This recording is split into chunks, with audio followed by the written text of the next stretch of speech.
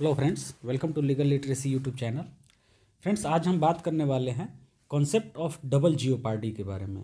Double jeopardy क्या होता है ये आपने कभी ना कभी सुना होगा। अगर आप लॉ स्टूडेंट हैं या फिर लॉयर हैं और लॉ ग्रेजुएट्स हैं तो डबल जियोपार्डी का कॉन्सेप्ट आपने सुना होगा और थोड़ा सा इसके बारे में ज़रूर जानते होंगे।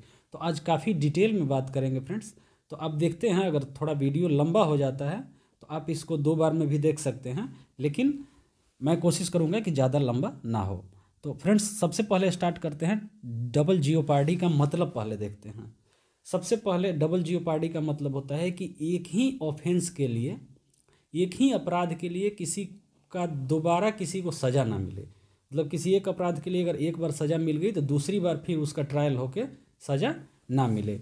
तो ब्लैक्स का लॉ डिक्शनरी में इसका मतलब देखते हैं तो उसके हिसाब से है second prosecution after first trial for the same offence. समान मतलब ये सेम ऑफेंस के लिए सेकेंड प्रोसिक्यूशन, फर्स्ट ट्रायल के बाद सेकेंड प्रोसिक्यूशन जो होता है समान ऑफेंस के लिए, वो होता है डबल जियोपार्डी।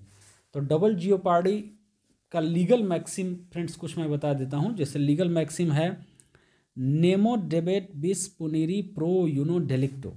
इसका मतलब है friend, no man ought to be punished twice for the same offences. इसका मतलब यही है कि किसी भी आदमी को एक ही अपराध के लिए दोबारा सज़ा नहीं दी जा सकती। और नेमो बिस इन इडिप्सम, इसका भी मतलब सेम ही है। तो फ्रेंड्स, सबसे पहले आज थोड़ा सा हम देखते हैं कि आज हम देखेंगे क्या क्या, समझेंगे क्या क्या चीज़ इस वीडियो में। तो इस वीडियो में हम क्या समझेंगे, सबसे पहले समझेंगे कि डबल जियोपार्डी होता क्या है, जो कि हमने पहले समझ लिया और बाद में भी फिर देखेंगे। फिर ये हमारे लॉ में, हमारे कानून में कहाँ कहाँ इसका जिक्र किया गया है डबल जियोपार्डी का। तो डबल जियोपार्डी के कॉन्सेप्ट का जिक्र किया गया है। डबल जियोपार्डी वर्ड का जिक्र किया गया है या नहीं किया गया, इसकी बात नहीं करेंगे। इस कॉन्सेप्ट का कहाँ कहाँ जिक्र किया गया है। दूसरी बात की एक चीज़ इसमें छूट गया है फ्रेंड्स, तो वो हम देखेंगे essential of double jeopardy. Double jeopardy कब एराइज होगा, ओके। उसके बाद article 20 clause 2 of constitution of India, जो कि डबल जियोपार्डी का मेन चीज़ है। फिर सेक्शन 300 ऑफ सीआरपीसी, इसको समझेंगे।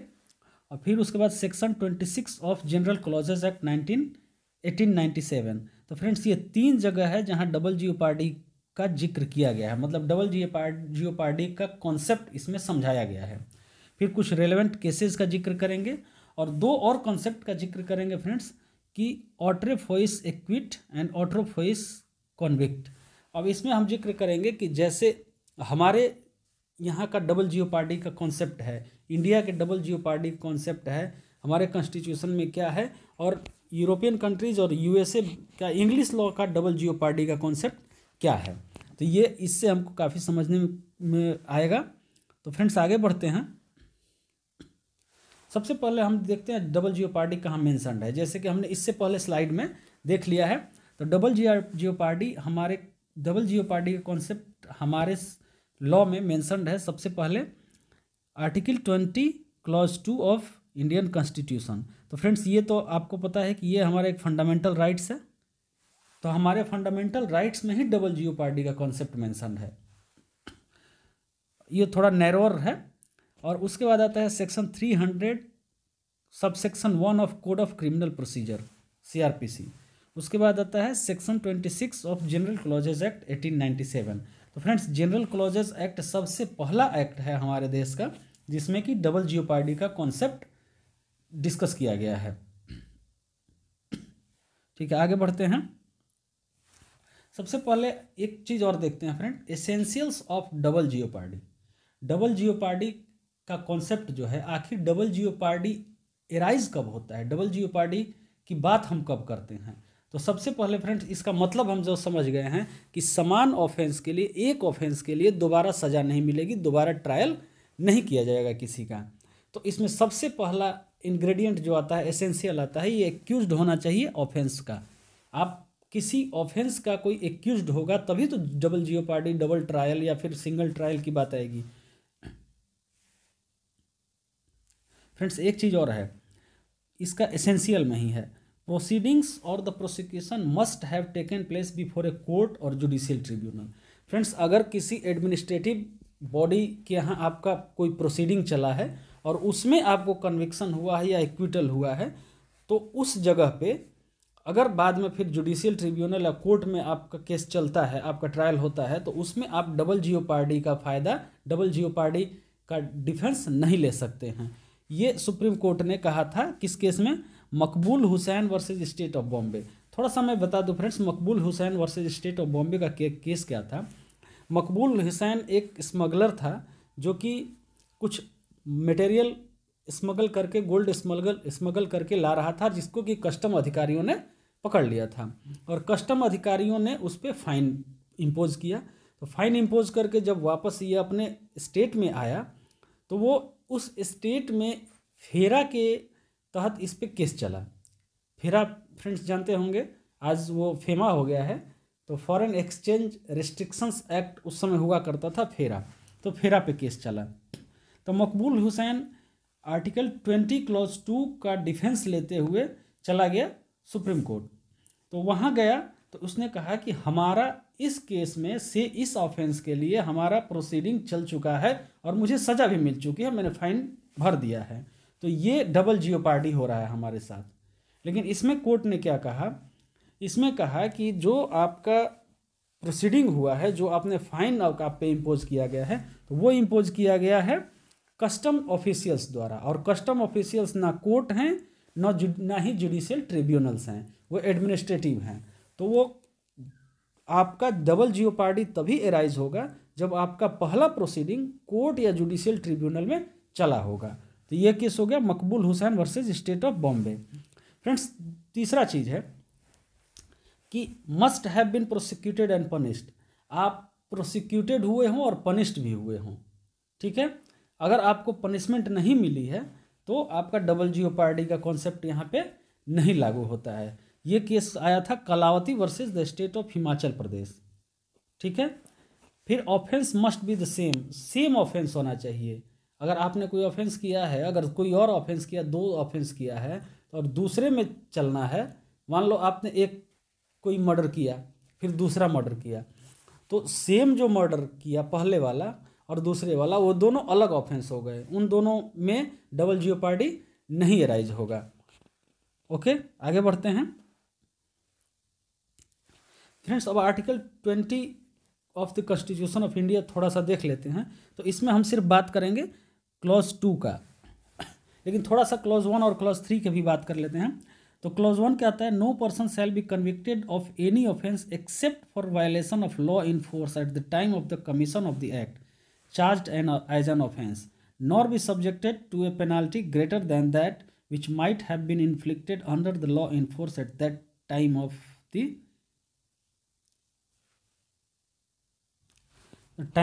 commission of offense।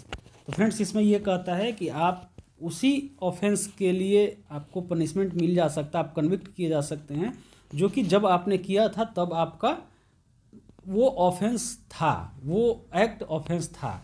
तो इसके बारे में हम बाद में बात करेंगे जब हम आर्टिकल 20 कॉन्स्टिट्यूशन ऑफ इंडिया के सीरीज में आएंगे, तो काफ़ी डिटेल में इसके बारे में बात करेंगे। और तीसरा बता दूं, no person accused of any offence shall be compelled to be a witness against himself. किसी भी व्यक्ति को अगर किसी ऑफेंस में वो एक्यूज्ड है तो उसको खुद के खिलाफ विटनेस होने के लिए मजबूर नहीं किया जा सकता है। अब इसमें आपके दिमाग में अगर आएगा, अगर आप लॉ स्टूडेंट हैं, तो एक है सेक्शन 164 ऑफ CRPC जिसमें कि कन्फेशन होता है। तो उस कन्फेशन रिकॉर्ड किया जाता है, तो उस कन्फेशन में जो भी आदमी कन्फेस करता है, एक्यूज्ड कन्फेस करता है, वो उसके खिलाफ यूज़ होता है कोर्ट ऑफ लॉ में, उसके ट्रायल में।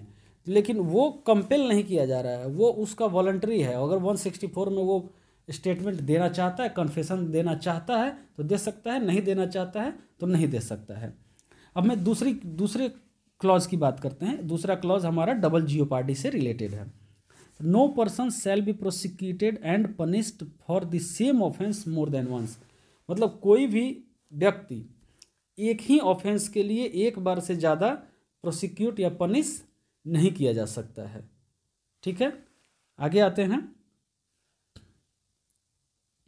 फ्रेंड्स। अब सेक्शन 300 ऑफ CRPC थोड़ा पढ़ लेते हैं, समझ लेते हैं। तो सेक्शन 300 ऑफ CRPC क्या कहता है? पर्सन वंस कन्विक्टेड और acquitted not to be tried for the same offences.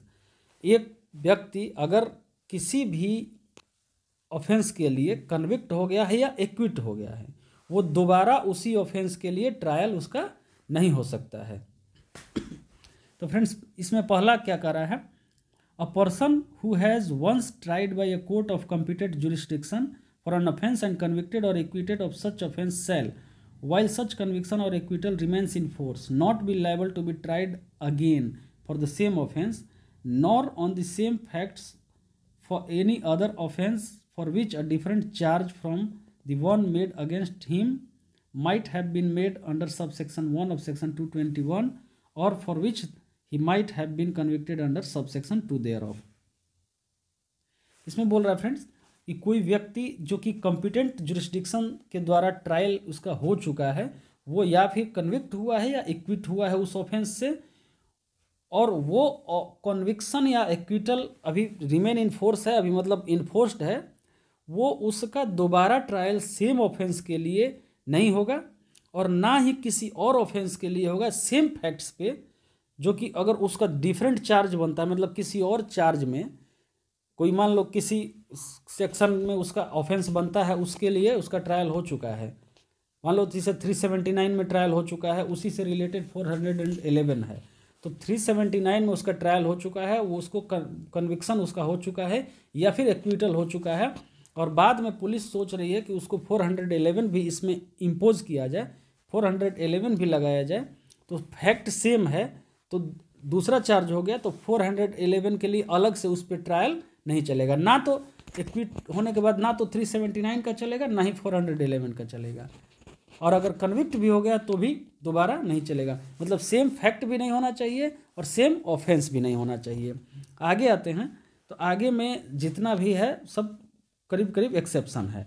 तो फर्स्ट देखते हैं फ्रेंड, सेकंड देखते हैं, अ पर्सन एक्विटेड और convicted of any offence may be afterwards tried, मतलब ये ट्राई हो सकता है कब, with the consent of state government for any distinct offence for which a separate charge might have been made against him at the former trial under subsection 1 of section 220।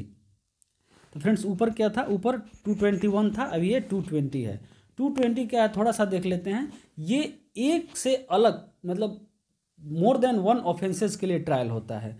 तो अगर किसी person को अगर equity किया है, convict किया गया है किसी ऑफेंस में, तो उसका ट्रायल हो सकता है स्टेट गवर्नमेंट के कंसेंट से किसी और ऑफेंस के लिए, ठीक है, किसी और ऑफेंस के लिए। जैसे मान लो कंटिन्यूएंस ऑफ ऑफेंस है कि मान लो किसी ने किसी को मारा, मर्डर किया, और उसका इंटेंशन था मर्डर करने का, मर्डर करने गया उसके घर में, मार दिया, मारने के बाद उसमें रॉबरी की, लूटा घर को, और लूटने के बाद घर गाड़ी किसी की चुराई भागने के लिए, और गाड़ी चुराई और साथ में किसी और को मारता हुआ निकल गया, एक्सीडेंट किया।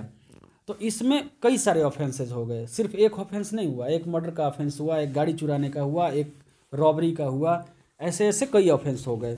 तो अगर वो एक मर्डर के लिए उसका ट्रायल हो चुका है, पहला जो जिसका मर्डर किया उसके लिए अगर उसका ट्रायल हो चुका है, तो वो ट्रायल के बाद अगर दूसरा ऑफेंस है, डिस्टिंक्ट ऑफेंस हो गया, रॉबरी हो गई या फिर गाड़ी चोरी करने का हो गया, तो उसके लिए अगर बनाया जाता है तो स्टेट गवर्नमेंट के कंसेंट से उनके लिए ट्रायल चल सकता है, ठीक है, दोबारा ट्रायल चल सकता है। तो ये सेम ऑफेंस नहीं हुआ, डबल जियोपार्डी इसमें नहीं माना जाएगा। इसी का तीसरा देखते हैं फ्रेंड, तीसरा, a person convicted of any offence constituted by an act causing consequences which together with such act constituted a different offence from that of which he was convicted may be afterwards tried for such last mentioned offence if the consequences had not happened or were not known to the court to have happened at the same time when he was convicted। मतलब किसी person का जो कि convicted है किसी offence में, किसी act के द्वारा जो कंस्टिट्यूट होता है ऑफेंस, उसमें कन्विक्टेड है, लेकिन उस समय जो घटना का कंसिक्वेंसेस था, जो उसका ऑफेंस था उसका कंसिक्वेंसेस वो नहीं था जो बाद में हुआ और जो कि कोर्ट को नोन नहीं था। ओके, तो वो घटना अगर बाद में उसका कंसिक्वेंसेस कुछ और हो जाता है, तो अगर कोई और सेक्शन उस पर इम्पोज होता है तो उसमें उसका कन्विक्शन हो सकता है। तो इसके लिए फ्रेंड्स थोड़ा सा हम इलस्ट्रेशन में जाते हैं। इसके लिए कौन सा इलस्ट्रेशन है ये बता देते हैं आपको। इसके लिए मान लो जैसे एक इलस्ट्रेशन है बी। बी कहता है कि A is tried for causing grievous hurt and convicted. A को ग्रीवस हर्ट कॉज करने के लिए कन्विक्ट किया जाता है। उसके बाद मान लो 6 महीने ट्रायल चला, 6 महीने के बाद उसको ग्रीवस हर्ट के लिए कन्विक्ट कर दिया गया, और 6 महीने में जिसको वो ग्रीवस हर्ट कॉज किया है वो व्यक्ति मर जाता है, और मरता है इसी के इंजरी से, जो इसने ग्रीवस हर्ट कॉज किया है उसके इंजरी से मरता है। तो इस पे ये दोबारा ट्रायल किया जा सकता है, किसके लिए? कल्पेबल होमिसाइड के लिए। अब इसमें ये नहीं होगा कि अब ये इसमें डबल जियोपार्डी का कॉन्सेप्ट नहीं आएगा।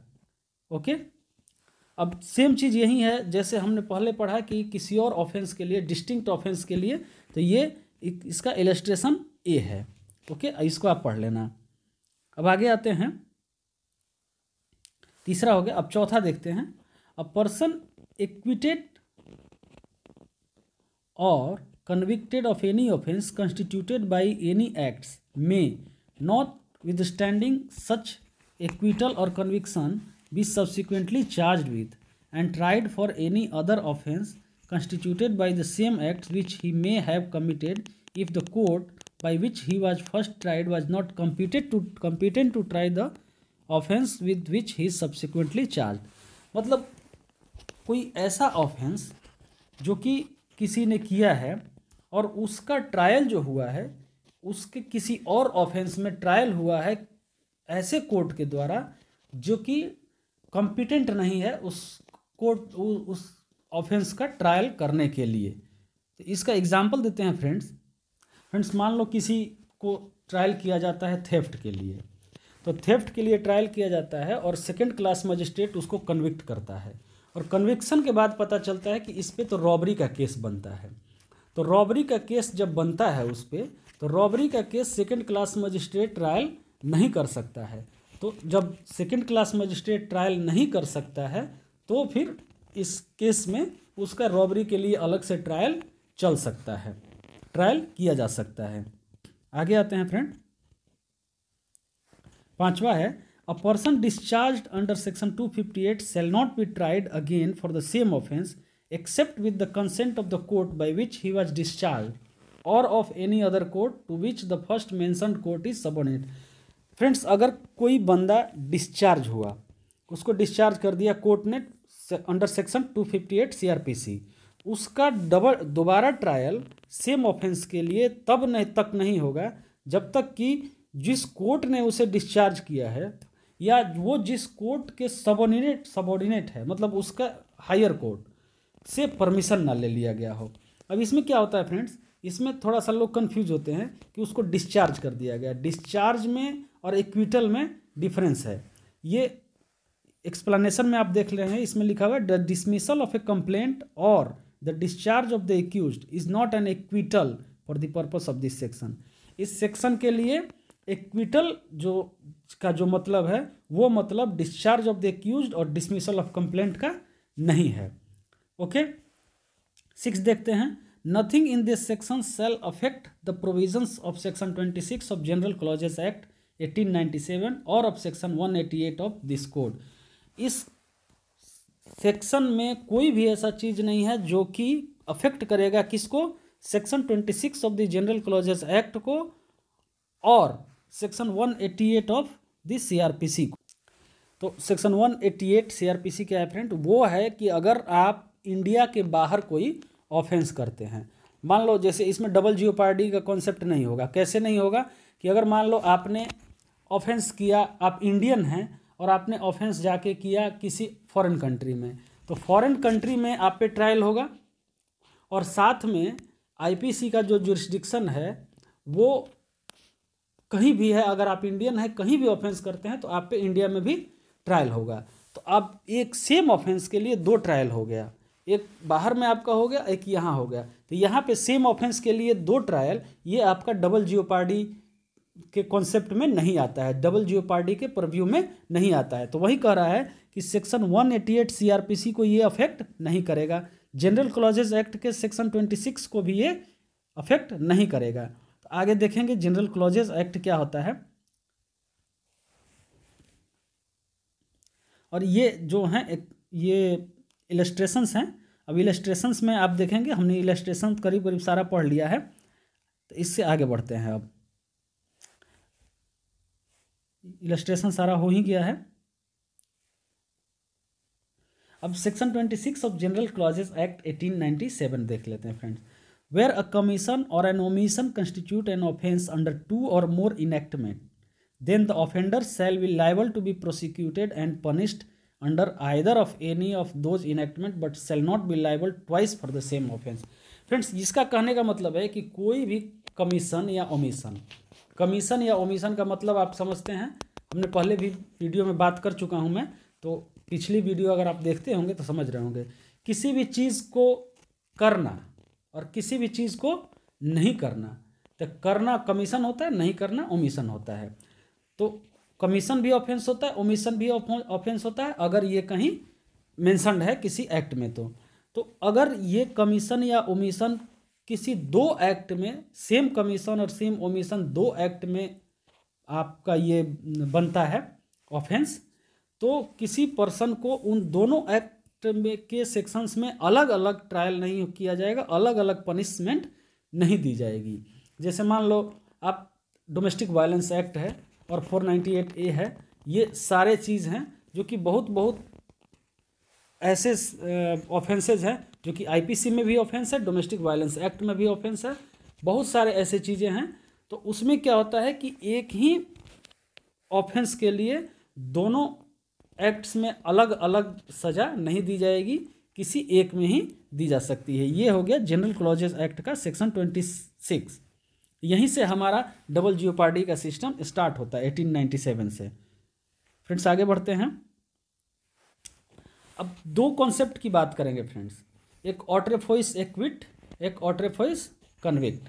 तो फ्रेंड्स जब हम इंग्लिश लॉ में देखते हैं तो किसी व्यक्ति को अगर कन्विक्ट किया गया हो किसी चार्ज में, किसी ऑफेंस के लिए, या फिर एक्विट किया गया हो, दोनों ही स्थिति में उसको दोबारा ट्रायल उसके खिलाफ नहीं किया जा सकता है।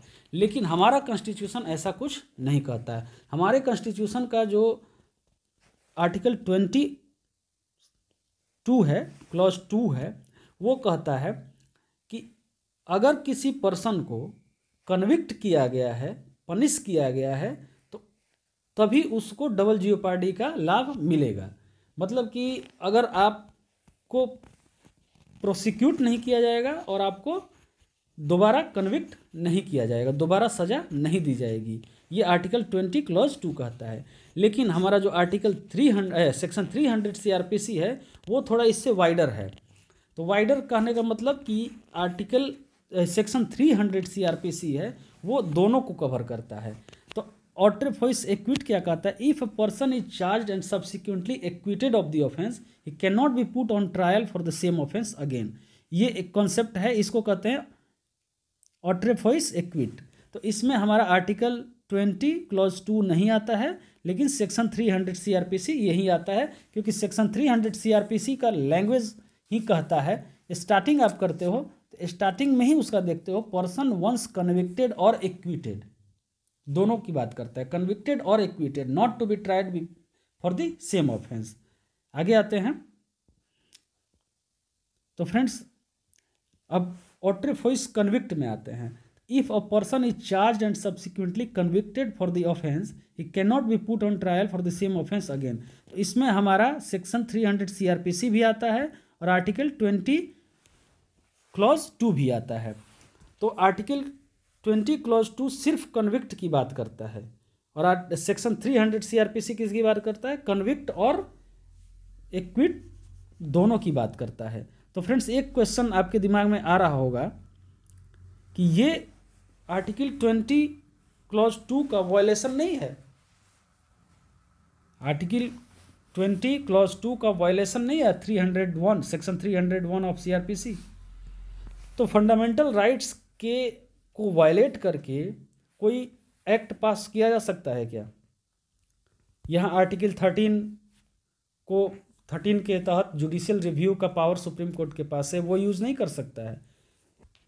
तो फ्रेंड्स ये आपके फंडामेंटल राइट्स का वायलेशन नहीं है। क्यों नहीं है? क्योंकि आर्टिकल 13 आपने पढ़ा होगा, वो कहता है कि स्टेट कैन नॉट एब्रिजेज और इन्फ्रिंजेज द फंडामेंटल राइट्स। तो यहाँ पे एब्रिज और इन्फ्रिंज तो नहीं किया जा रहा है, यहाँ पे तो इसी फंडामेंटल राइट्स को, अगर हमारे पास फंडामेंटल राइट्स है तो यहाँ पे 20 क्लॉज 2 को अगर डबल जियोपार्डी इस कॉन्सेप्ट में है और डबल जियोपार्डी का कॉन्सेप्ट यहाँ पे नहीं होता तो ये इसका क्या था? वायलेशन था। लेकिन हमने डबल जियोपार्डी का कॉन्सेप्ट को थोड़ा सा और वाइडर कर दिया है, तो ये तो और इसका जो हमारे कॉन्स्टिट्यूशन का स्पिरिट को ही आगे बढ़ा रहा है, ये वायलेशन नहीं हुआ।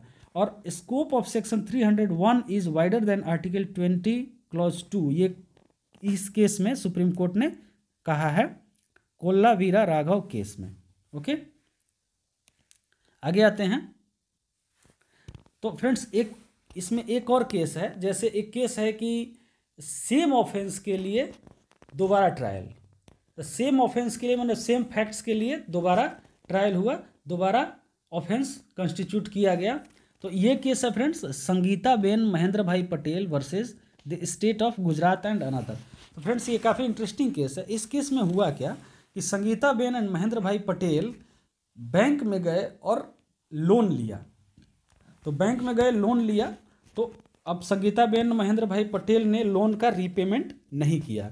तो जब लोन का रीपेमेंट नहीं किया तो उन पे केस हुआ, उन्होंने चेक दिया, रीपेमेंट के लिए चेक दिया और चेक उनका सारा डिसऑनर हो गया, सारा चेक बाउंस हो गया।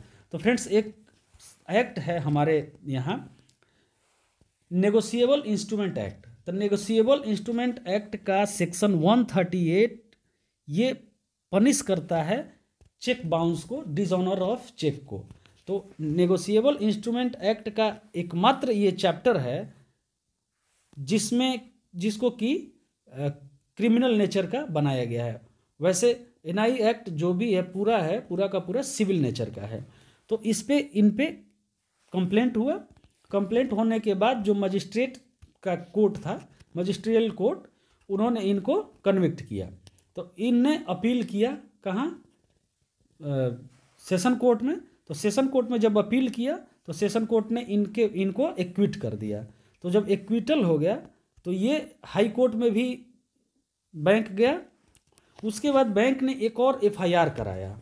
वो एफआईआर कराया फ्रेंड सेक्शन 406 और सेक्शन 420 एंड 114 एबेटमेंट है। तो अब इसके खिलाफ 482 सेक्शन 482 सीआरपीसी में इसको क्वैश कराने के लिए ये संगीताबेन और महेंद्र भाई पटेल ये हाई कोर्ट गए। तो हाई कोर्ट में इनका आर्गुमेंट क्या था कि सेम ऑफेंस है, सेम ऑफेंस के लिए हमारे पर हमारा ट्रायल हो चुका है सेक्शन 138 एनआई एक्ट में, और सेम ऑफेंस के लिए दूसरा एफआईआर हो रहा है, ये आर्टिकल 20 क्लॉज 2 का वायलेशन है, मतलब डबल जियोपार्डी हो रहा है। तो इसमें हाई कोर्ट ने क्या कहा कि हाई कोर्ट ने इसको क्वैश कर दिया। ओके, तो जो रिस्पोंडेंट अथॉरिटी था, बैंक था, वो सुप्रीम कोर्ट गया। अब सुप्रीम कोर्ट में बात हुई तो सुप्रीम कोर्ट ने बैंक से पूछा कि हाँ भाई बताओ कि किस वजह से ये हम नहीं माने कि डबल जियोपार्डी यहाँ हो रहा है। तो बैंक का जो आर्गुमेंट था वो था कि एक तो चेक नहीं देना ये अलग प्रोसीडिंग है, इसका अलग ट्रायल चल रहा है सेक्शन 138, लेकिन इन्होंने जो बैंक के साथ चीटिंग किया है वो आईपीसी में सेक्शन बनता है। तो ये चीटिंग के लिए ये अलग केस है। चेक आपने डिसऑनर किया और चेक आपने दिया और चेक डिसऑनर हो गया, तो ये अलग आप पे ऑफेंस है और इसमें प्रिजम्पशन होता है। इस ऑफेंस में अगर आप किसी को चेक देते हैं और डिसऑनर हो जाता है तो कोर्ट ये मान के चलता है कि आपकी देनदारी थी, आपने चेक दिया, आपकी देनदारी थी। ये आपको अब आप के ऊपर है, आपको बर्डन ऑफ प्रूफ आप पे है कि आप प्रूफ करो कि देनदारी नहीं थी। कोर्ट ये मान लेगा कि देनदारी थी। तो ये 138 चेक बाउंस होने का केस है और ये जो है ये किसका केस है? ये इनके फ्रॉड का केस है। इनके बैंक के साथ, मतलब मिस बैंक के साथ जो फ्रॉड इन्होंने किया है, इसका केस है। तो दोनों अलग अलग केसेस हैं, इनमें डबल जियोपार्डी का कॉन्सेप्ट नहीं आता है। तो सुप्रीम कोर्ट ने ये काफ़ी केसेस को स्टडी करने के बाद जो बैंक का ये आर्गुमेंट था उस पर रिलाई किया, और रिलाई करने के बाद यहाँ पे डबल जियोपार्डी का कॉन्सेप्ट खारिज कर दिया कि यहाँ डबल जियोपार्डी का कॉन्सेप्ट नहीं लगता है।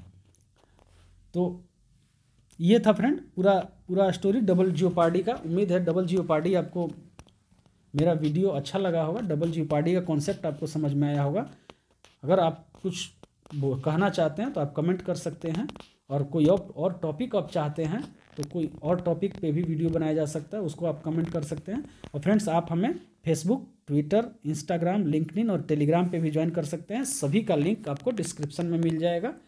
और फ्रेंड्स, अगर वीडियो अच्छी लगी हो तो आप सब्सक्राइब करें, इसको लाइक करें और शेयर करें फ्रेंड्स के साथ। धन्यवाद।